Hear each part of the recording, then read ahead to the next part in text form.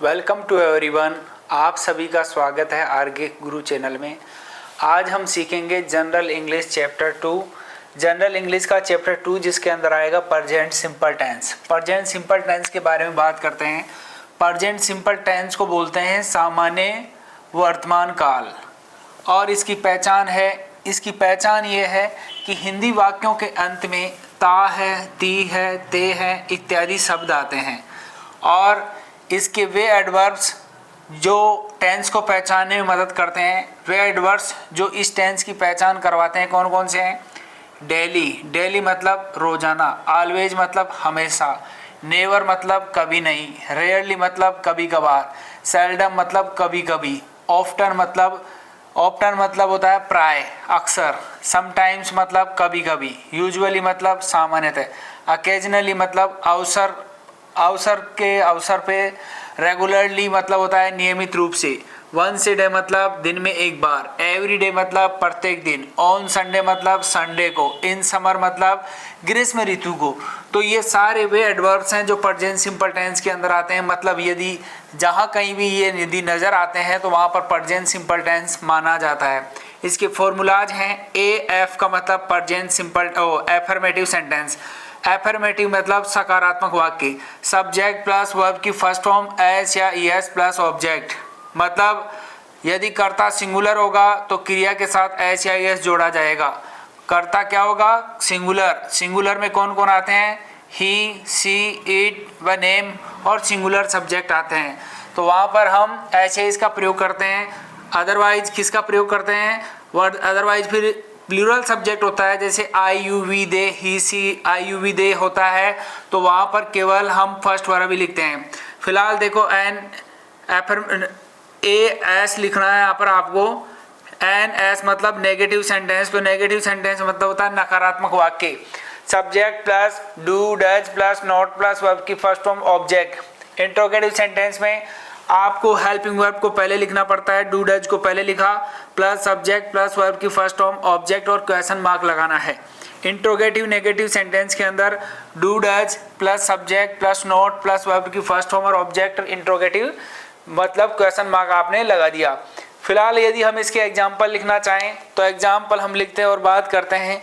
इसके एग्जाम्पल लिखने के लिए आपको सिंपल तरीके से आप एक बार इसको रीड कर सकते हैं, समझ सकते हैं, तो सिंपल तरीके से आप बात कर सकते हैं और आसानी से समझ सकते हैं। ये प्रेजेंट सिंपल टेंस की पहले पहचान रख दी, पहचान के बाद में इसके एडवर्ब्स रख दिए, एडवर्ब्स के बाद में हमने इसके फॉर्मूलाज लिख दिए।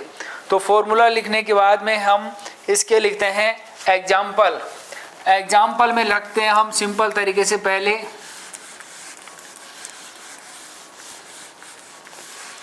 जैसे मैं पत्र लिखता हूँ या मैं एक पत्र लिखता हूँ, या सिंपल तरीके से कोई भी एग्जाम्पल आप ले सकते हैं। जैसे आपने एग्जाम्पल लिखा, एग्जाम्पल्स लिखकर मैं पत्र लिखता हूँ मतलब रोजाना लिखता हूँ, तो आपने क्या लिखा? आई राइट लेटर्स, मैं पत्र लिखता हूँ। और नेगेटिव में यदि इसको लिखना है, मैं पत्र नहीं लिखता हूँ, मैं पत्र नहीं लिखता हूँ। एक पत्र लिखता हूँ तो क्या लिख देंगे? ए लेटर एवरी डे, मैं रोजाना एक पत्र लिखता हूँ। मैं एक पत्र नहीं लिखता हूँ तो I do not write a letter, मैं एक पत्र नहीं लिखता हूँ। क्या मैं एक पत्र लिखता हूँ? क्या मैं पत्र लिखता हूँ? क्या मैं पत्र लिखता हूँ? लेटर्स कर लो यहाँ पर। डू आई, और क्या मैं पत्र नहीं लिखता हूँ तो क्या लिख दोगे आप? Do I not write letters, क्या मैं पत्र नहीं लिखता हूँ। तो आपने आसानी से एग्जाम्पल लिखा। जैसे आपने लिखा मैं योजना बनाता हूँ, आई मेक प्लान, या आई मेक प्लान्स, मैं योजना ये बनाता हूँ। मैं पत्र लिखता हूँ तो आप सिंपल तरीके से इसको आसानी से बना सकते हैं। मैं पाठ पढ़ता हूँ, I read A lesson, I do not read A lesson, मैं एक पत्र नहीं लिखता हूँ, वो नहीं पढ़ता हूँ, लेसन नहीं पढ़ता हूँ। तो नेगेटिव, इंट्रोगेटिव, एफर्मेटिव में आप आसानी से इसको लिख सकते हो। तो प्रेजेंट सिंपल में हमने सबसे पहले पहचान सीखी, फिर एडवर्ब सीखे, फिर फॉर्मूला सीखे, फिर इसका हमने प्रयोग करके सीखा। जैसे और लिख सकते हैं हम, जैसे ही राइट्स ए लेटर। सिंगुलर और प्लूरल का थोड़ा सा मामला इसमें देखना पड़ेगा आपको। सिंगुलर सब्जेक्ट कौन कौन से होते हैं? देखो, सिंगुलर में आते हैं आपका ही, सी, इट, नेम, और कोई सिंगुलर सब्जेक्ट आ जाए आपके, और कोई सिंगुलर सब्जेक्ट आ जाए तो वहाँ पर आपको इसका प्रयोग करना होगा। प्लूरल सब्जेक्ट में हम क्या करेंगे? प्लूरल सब्जेक्ट से आई, यू, वी और दे, और कोई भी प्लूरल नेम या प्लूरल सब्जेक्ट आप कह सकते हो। इनमें क्या अंतर होगा?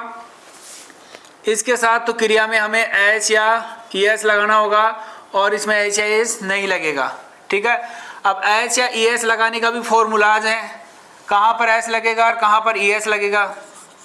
देखो, तो ई जहाँ पर यदि वर्ब के अंत में एस हो, डबल एस हो, सी एच हो, जेड हो, ओ हो, एस एच हो, तो वहाँ पर तो क्या लगेगा?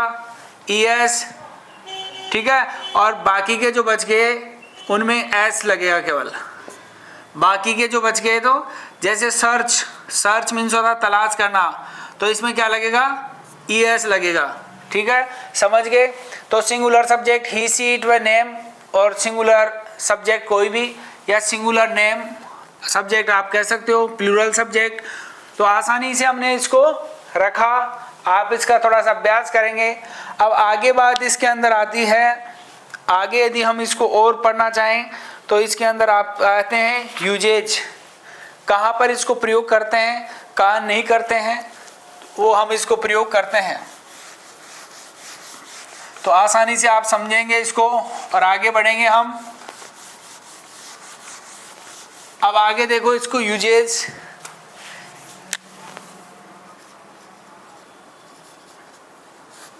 पहली चीज है इसकी यूनिवर्सल ट्रूथ। यूनिवर्सल ट्रूथ मतलब सार्वभौमिक सत्य। सार्वभौमिक सत्य में यदि प्रयोग करना हो तो प्रेजेंट सिंपल टेंस का होगा। जैसे the sun rises in the east, जैसे सूर्य पूर्व में उगता है। तो आपके यूनिवर्सल ट्रूथ है, इसमें आप आसानी से इसको सोल्व कर सकते हैं। यूनिवर्सल ट्रूथ की बात हो तो वहाँ पर हम कोई जैसे साइंटिफिक फैक्ट हो, साइंटिफिक फैक्ट हो, वहाँ पर भी हम जैसे साइंटिफिक फैक्ट में क्या आता है? द वाटर बॉइल्स, पानी उबलता है कितनी डिग्री पर? At 100 degree. तो यहाँ पर भी आप साइंटिफिक फैक्ट मतलब वैज्ञानिक तथ्य, वैज्ञानिक तथ्य जहाँ पर हो वहाँ पर भी हम प्रेजेंट सिंपल टेंस का मतलब फर्स्ट फॉर्म का प्रयोग करते हैं। कर्ता सिंगुलर होता है तो क्रिया में एस या एस जोड़ देते हैं आवश्यकता अनुसार। और इसके अलावा आपके कोई हैबिचुअल एक्शन है। हैबिचुअल मतलब आदतन, हैबिचुअल एक्शन, हैबिचुअल एक्शन मतलब आदतन कार्य।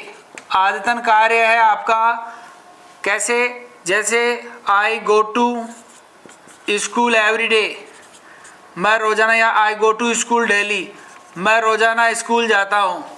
तो आप हैबिचुअल एक्शन है। My father goes to office every day, मेरे पिताजी हर दिन ऑफिस जाते हैं। तो आप उस सेंस में इसको प्रयोग कर सकते हैं। और आगे आप बात कर सकते हैं इसका और नेक्स्ट प्रयोग, चौथा प्रयोग हम इसका पढ़ें तो चौथे प्रयोग में हम बात करेंगे इसकी न्यूज़पेपर हेडलाइंस में भी इसका प्रयोग करते हैं। चौथा आप कह सकते हैं न्यूज़पेपर, अखबार की जो हेडलाइंस होती है वहाँ पर भी इसका हम प्रयोग करते हैं। नेक्स्ट हम बात करें न्यूज़पेपर हेडलाइंस के अलावा टू एक्सप्रेस हिस्टोरिकल इवेंट्स, कोई भी ऐतिहासिक घटना है तो उसका भी प्रयोग इसमें करते हैं। छठा आप इसमें लिख सकते हैं इडियम्स में भी इसका प्रयोग होता है, कहावतें और मुहावरे हैं वहाँ पर भी इसका प्रयोग होता है। इसके अलावा आप बात कर सकते हैं इडियम्स और प्रोवर्ब्स। इडियम्स और प्रोवर्ब्स एक्सक्लामेटरी सेंटेंस के अंदर भी, एक्सक्लामेटरी सेंटेंसेज के अंदर भी इसका हम प्रयोग करते हैं। और आगे हम बात कर सकते हैं कमेंट्री के अंदर भी हम इसका प्रयोग करते हैं। कोई लाइव कमेंट्री हो वहाँ पर भी इसका प्रयोग करते हैं। तो हमने इतने सारे प्रयोग पढ़े, एक बार आप इनको देखेंगे, समझेंगे, धीरे धीरे सारी बात हमने कर ली और हम आज की क्लास को यहीं समाप्त करते हैं। थैंक्स।